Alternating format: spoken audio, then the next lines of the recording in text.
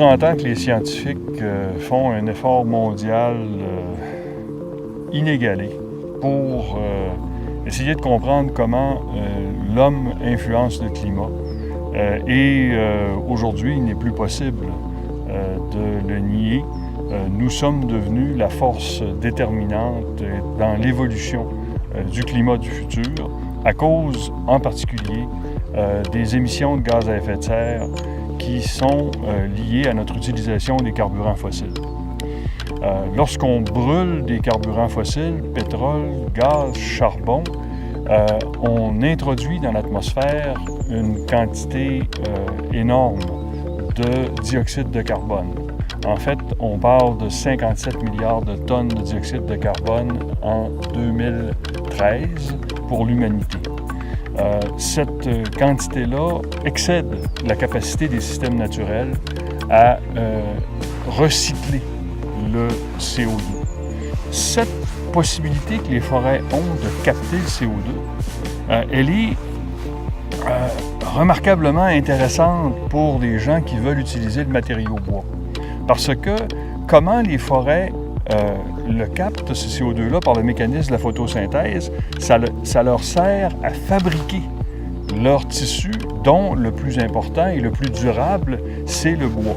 Donc, si on veut lutter contre les changements climatiques, la stratégie se conçoit de 3 façons dans le domaine forestier. D'abord, il faut qu'on traite mieux nos forêts, qu'on soit capable de les gérer de telle manière qu'elles soient capables de séquestrer un maximum de CO2. Donc, garder des forêts en santé, éduquer nos forêts ou conserver des forêts naturelles de haute valeur. Il y a aussi l'utilisation des déchets du bois comme carburant pour substituer au carburant fossile. Et finalement, la plus importante, c'est celle de la fabrication de produits durables en bois. Fabrication de produits durables, ça peut être des meubles, mais aussi et surtout, c'est la construction en bois. Dans un immeuble, on a une quantité de bois qui est un stock, qui va demeurer à long terme, non disponible dans l'atmosphère.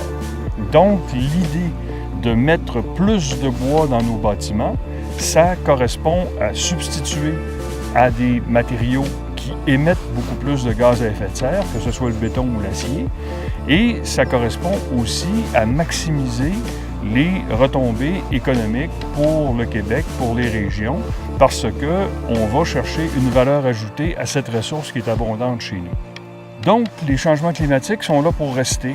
On est une toute petite partie de l'équation, mais utiliser du bois dans la construction, utiliser du bois pour des usages durables, c'est une façon de travailler à lutter contre les changements climatiques en partenariat avec la nature.